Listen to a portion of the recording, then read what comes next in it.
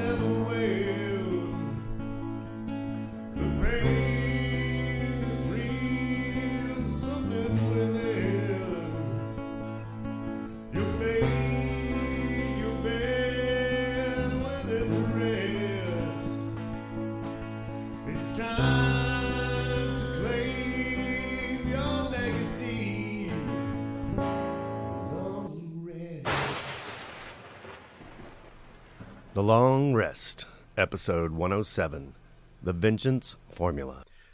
Welcome back to The Long Rest, a Dungeons & Dragons podcast set entirely between the battles at the Long Rest Tavern. Our accidental group joins forces to adventure and gain riches, but egos, bad habits, and family lend to unpredictable exploits. I am Robb, your Dungeon Master. Tonight's show is brought to you by Flinders Emporium, where you can find the perfect addition to any adventurer's bag of tricks. Try the Deck of Many Things. While some cards in the deck have incredible effects, providing an adventurer with anything from riches to power, other cards can provide disastrous effects, such as sending you to a parallel plane of existence. A whole new one-shot will be written just to find them. Flinders Emporium, risky and unpredictable. On the Long Rest, our bard and rogue, after having made a precarious deal with the Thieves Guild to raise 10,000 gold in 10 weeks to save the tavern from an intentional fire, determined all they needed was a group of adventurers with specific prowess. Serendipity brought them something else. A young cleric high elf with raven hair, unapologetically nice, on a mission to serve. She is a healer, and there is kindness in her face. Named Artie. A wise older dwarf with gray mixed in with black hair and beard. A quiet, wise man with many adventures past that may have one last adventure in him. He revealed to the bard and rogue that he had had many adventures with their parents before they died, and he has joined this adventure to keep an eye on the boys. He is called Orin. A sorcerer gnome, Thorne Skystriker Stells. He makes up with heart what he lacks in smarts. He has a somewhat weathered book bag that is overfilled and does not seem to burden him, and he appears to have some Feywild magic in him. He is called Thorne. Lastly, a wizard that is an analytically minded scientist who considers others as subjects more than relations. She is outspoken but seems to be clearly full of secrets. She is called Elizabeth. Last time we left our adventurers, they were headed off to clear a dungeon of undead. A quest sought out by a mysterious stranger that was sent by a nobleman unheard of by our group. This was agreed to by Orin the dwarf whilst he and Thorne were out front of the tavern training. Why were they training? After Thorne overheard the rogue calling Thorne dangerous because he could not control his wild magic, and that they all needed to watch him. He did not want to be a detriment to the group, so Thorne asked our wizard to concoct a potion to rid him of wild magic. She did, but unbeknownst to all, it left Thorne a shell of a gnome. His effervescence for, well, everything had dwindled to naught. Our dwarf was trying to teach him the art of defense for his own safety. He did now possess the uncanny ability and insight to fight completely on target with his eyes closed. The new somber Thorne realized after a heart-to-heart with Arya that his wild magic made him rare and wonderful, and asked the wizard to undo what she did. With a burst of arcane magic flowing through him, he focused on it, and, to his surprise, he was able to control it. For now. This means the Chaos for Hire was ready for their mission. The tricky endeavor for any adventure group, but our party managed to even the odds a little. By a stroke of luck, in the deepest section of the dungeon, they found a unicorn, with which they smote the undead with relative ease. With their payment in one hand and a unicorn by their side, the party returns to the Long Rest Tavern. Our rogue, a step or two behind the group, staring at the scroll with the lion head embossed on it. Who is this nobleman? The door swings open, and a unicorn enters at full trot, with our sorcerer gnome gleefully at the reins. Watch that thing! His horn nearly hit the door frame. I am being careful. It is not like the unicorn's going to break its horn on a wooden door frame. Okay. Let's avoid getting the bar all wrecked. But, a real unicorn? Never thought I'd see one. Thorne climbs off the back of the creature, and it tosses its mane, spraying a shower of beautiful golden sparks across the bar. It truly is a sight to behold, isn't it? It's all right. Coming from you, that's pretty high praise. It certainly helped boost our mood quite a bit. Unicorns can have quite an effect on people's spirits. Maybe it'll make counting coins a bit more enjoyable. Counting coins! Awesome. See? The group sits down as the treasure is poured out onto the middle of the table. As they count, the unicorn trots in circles around them, stopping only to sniff on and then subsequently nibble Corvo's hair. Stop it. Stop. That tickles. Oh, she likes you. Please. It is a creature of the Feywild. It's going to be hard to quell its energy. I got this. Magical creatures are one of my many specialties. She rustles through her bag and pulls out a small stoppered vial of silver liquid. She grabs the glass and pours the potion into it, offering it to the unicorn, who sniffs it curiously. Go on, girl. It's good for you. The creature looks at Thorne and then leans forward and drinks the liquid. Thanks, Thorne. This should really calm her down. Then we can get everything ready to sell.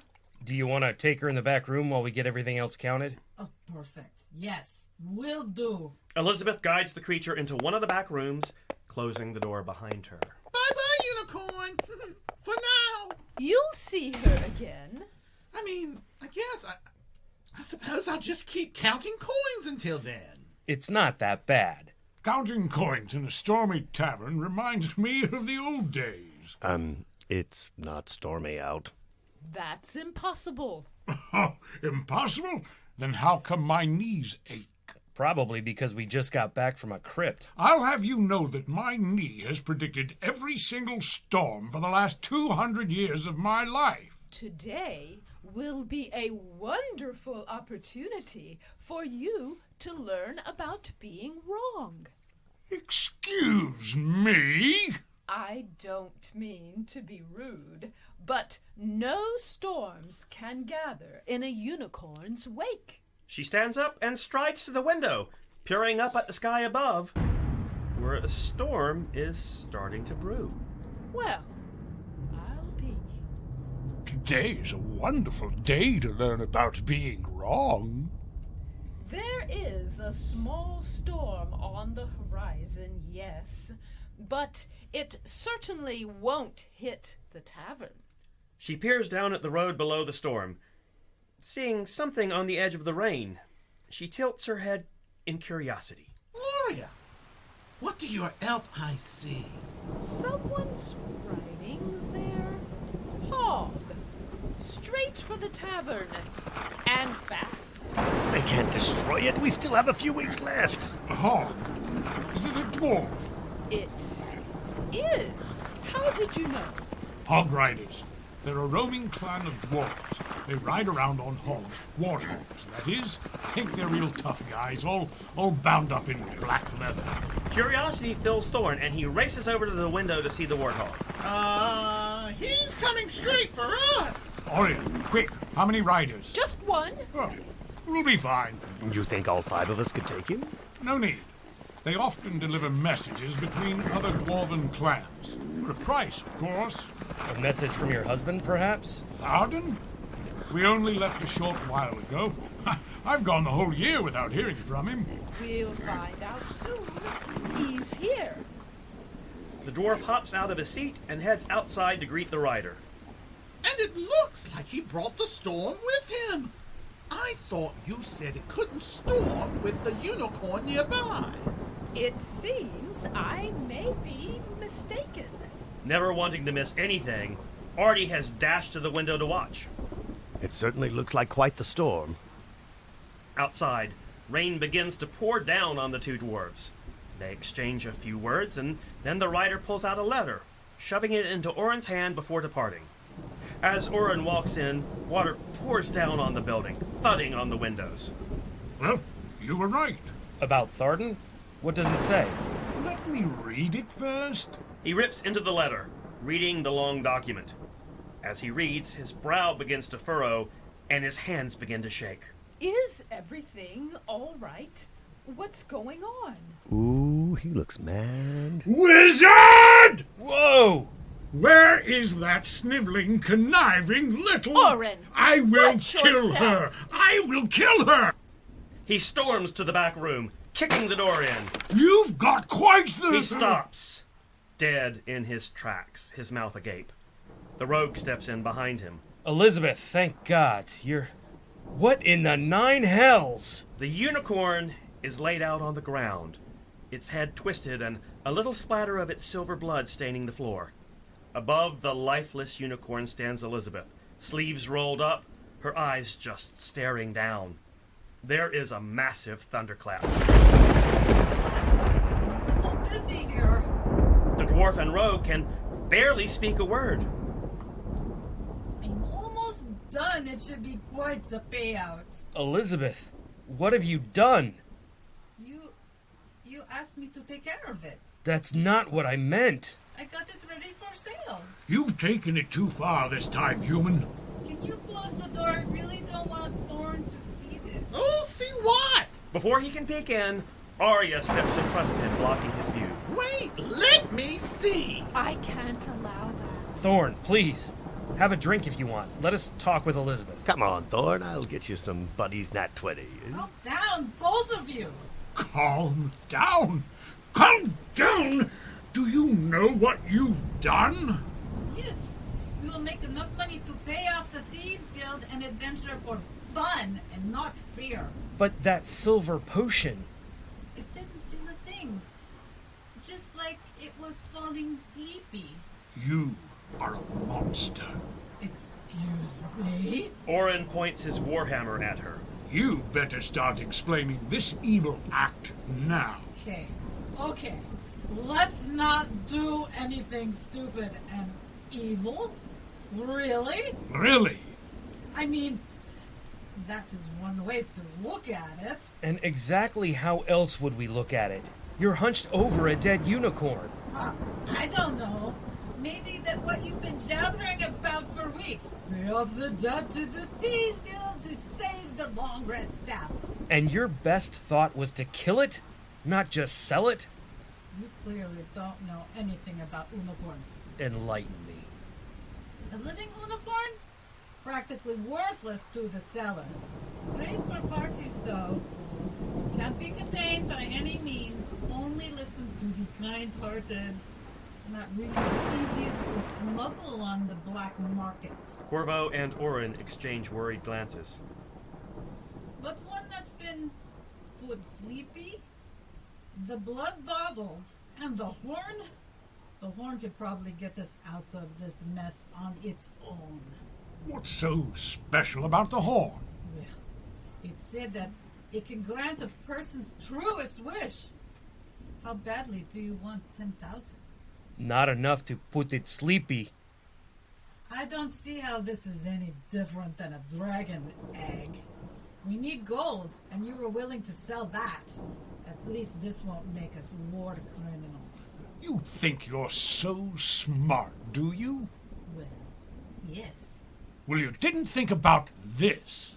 He holds out the rain-stained letter. She squints at it and shrugs. I can't read Dwarvish. Not so smart now, are you? I mean, I have a spell that lets me read it, so, yeah. Why, you stole from my family. Right on cue, there is a thunderous roar. Whoa. What? Our vaults were opened in the dead of night. No guard heard a thing, and the only thing touched was my family's most sacred artifact.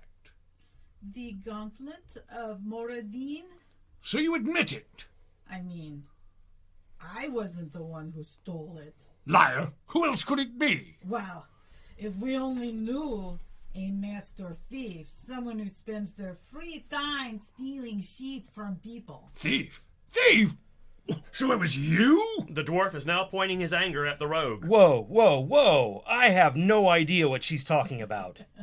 Just messing with you. He didn't take it. So who stole it? I did take it from your vaults.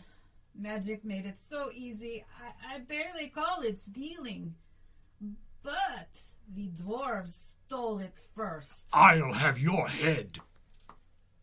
She snaps her fingers, and a spectral shield appears in front of her as she continues. I can't read Dwarven, but I've been on top of my Elven lessons, and the gauntlet was covered in Elven script. Lies and slander. All of it. Really? Bring Arya in here. I'll go get her. Elf! In here now! That works. Arya enters through the door carefully, her eyes growing wide at the sight of the creature's body.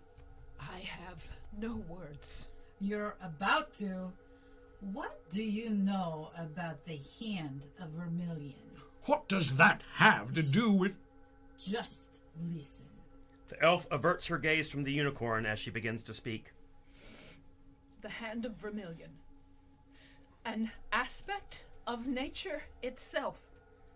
Granted to the elves in the First Age as a gift from the goddess, as a reward for our piety and grace. She who wields the hand shall bring peace and prosperity to those around her. How I wish it still existed. Well, it kind of is.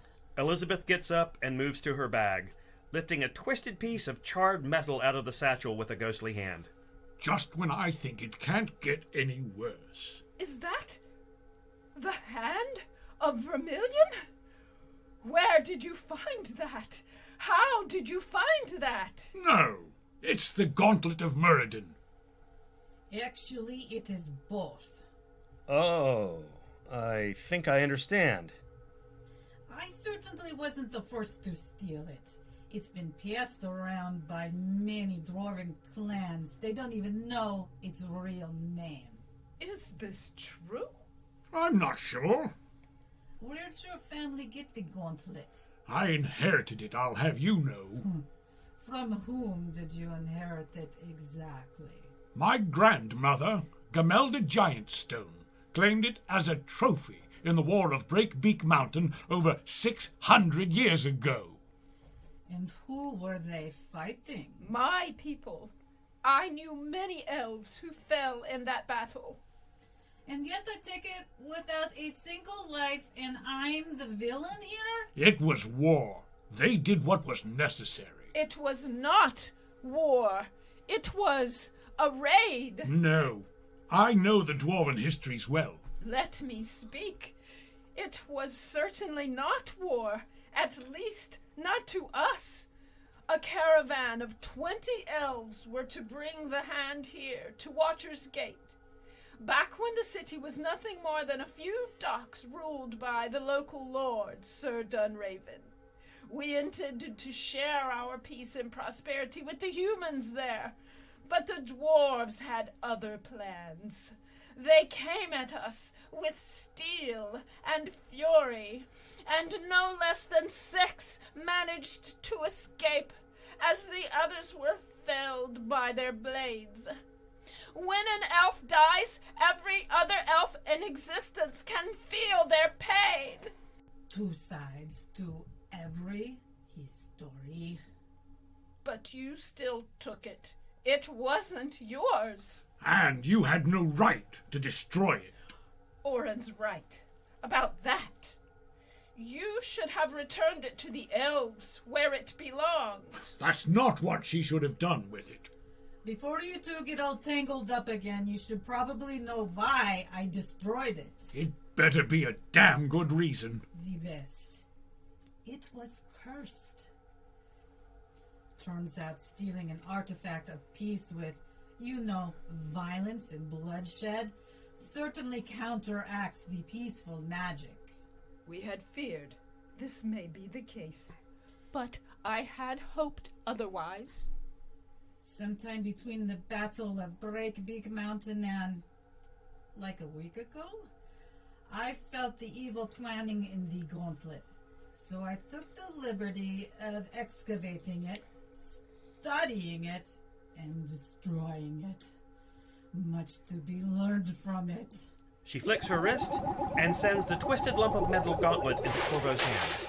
The elf and the dwarf both stare at him with intensity. You can have it back. Go on, Corvo. Give it to the person to whom it rightfully belongs. Whoa, hey, I don't... Boy. Corvo Everett Rest, look to your heart. Not fair. Not so easy, is it? Call me a thief all you want, but at the end of the day, I did stop it from reaching full power. At which point, it would have probably have killed way more than 14 elves. The rogue just sets the artifact on the floor between them. Regardless of whether or not what you did was justified. You still killed a creature of pure good. Unicorns aren't inherently good. No one is. Perhaps not humans, but unicorns come from the Feywild, a realm of nature and fairies. But certainly not a realm of good. Creatures from the Feywild can be quite malicious. The elves once came from the Feywild.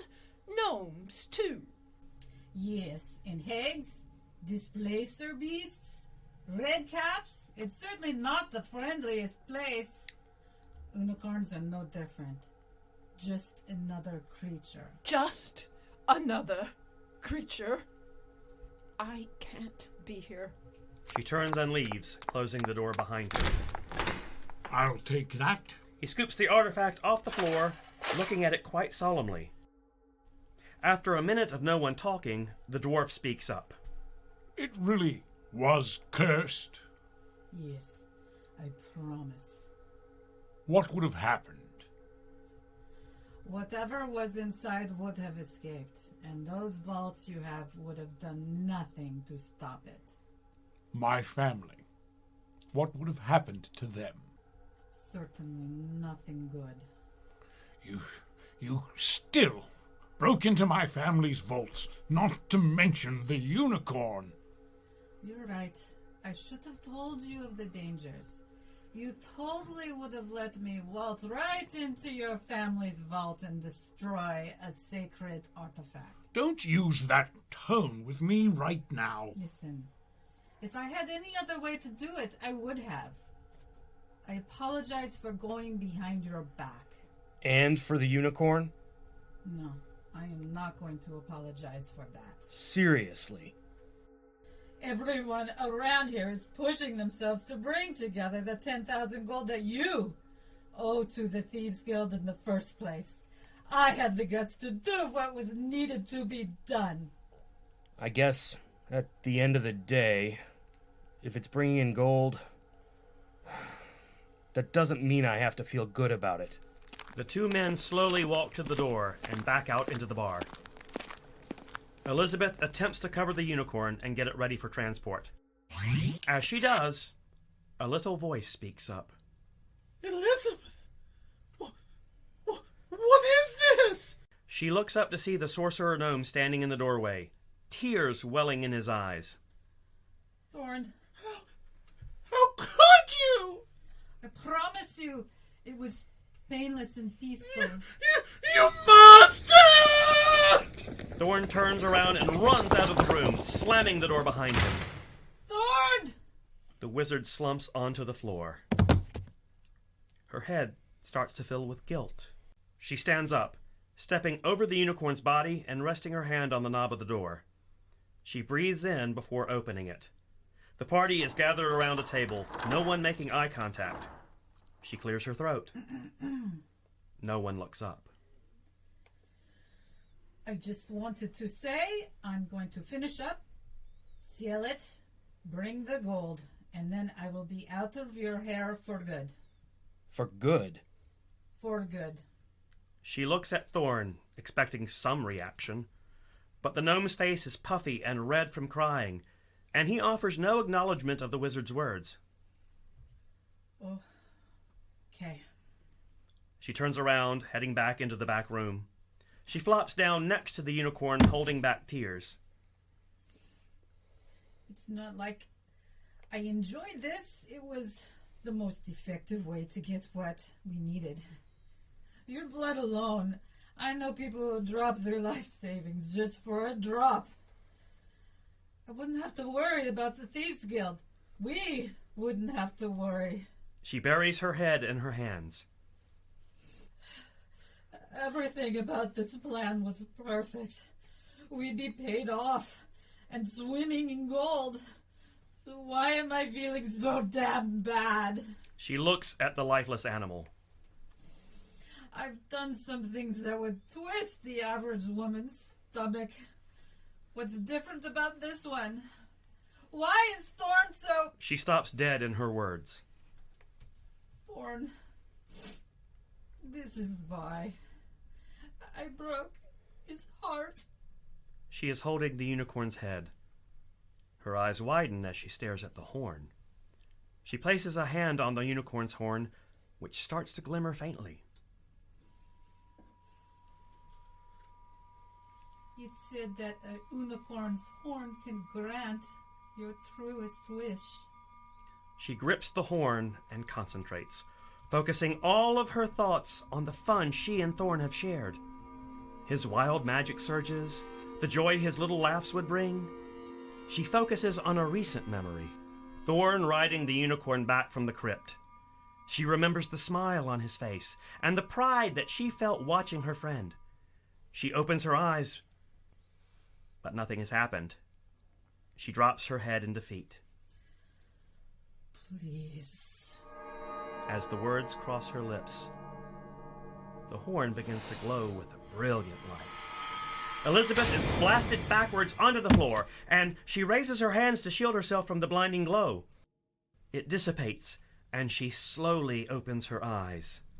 The unicorn breathes in a breath of air.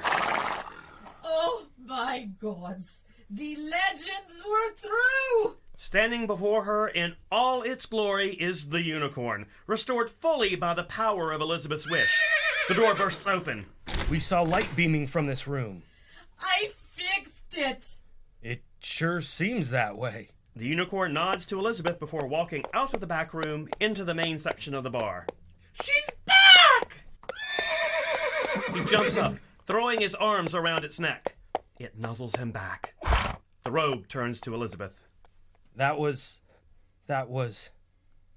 Thank you. I did it for Thorne. Sorry for being such an asshole.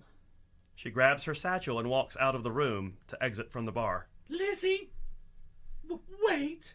Thorne trots over on the unicorn.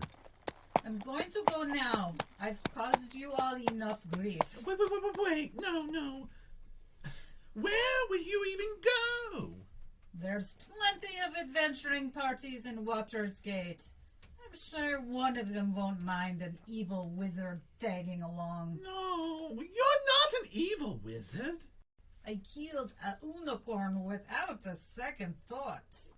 But you also brought it back. I don't even have the magic to do that. Neither do I. It was the unicorn's horn.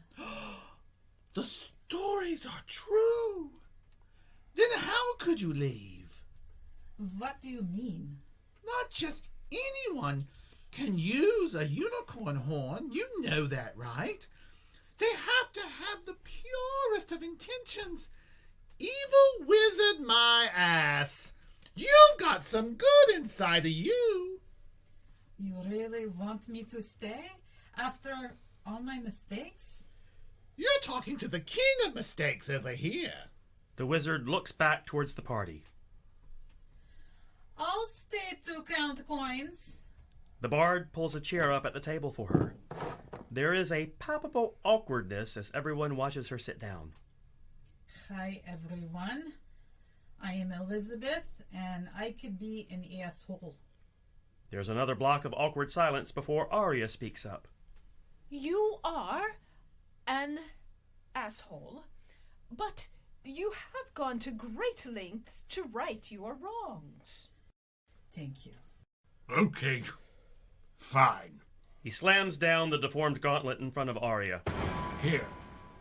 Return to its proper owner. Thank you. I hope that this helps right some wrongs. The bard leans to his brother. Usually we're the ones doing the sappy apologies. Odd. Don't worry, we'll probably find something to argue about by next week. So, are you two all good now? He points at Elizabeth and Thorne. Are we? We are. Thank the gods.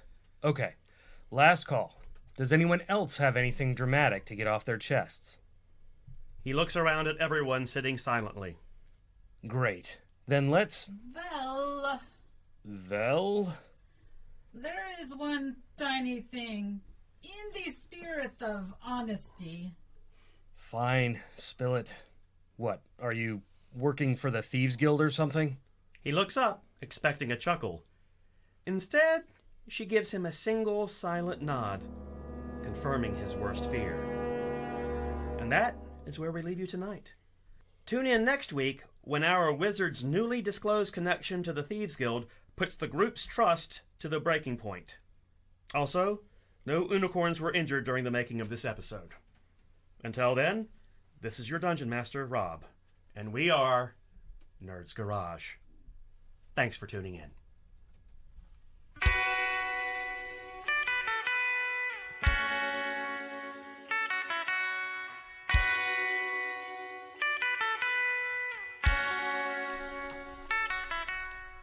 The Long Rest features the talents of Robb Mann as your Dungeon Master, David Curtis as Corvo the Rogue, Zach Hanner as Artie the Bard, John Markas as Orin the Dwarf, Linda Carlisle Markas as Arya the Cleric, Jeff Phillips as Thorne the Gnome, Suzanne Ralke-Smith as Elizabeth the Wizard, Derek Smith as Tharden the Dwarf and a Thieves Guild member. Creative Director is Dylan Smith. Special thanks to D&D Beyond, Wizards of the Coast, Michael Vancor, Justin Smith, Jason Acock, Alice Morgan Sherwood, Nerds Garage interns, and all the Nerds Garage D&D players.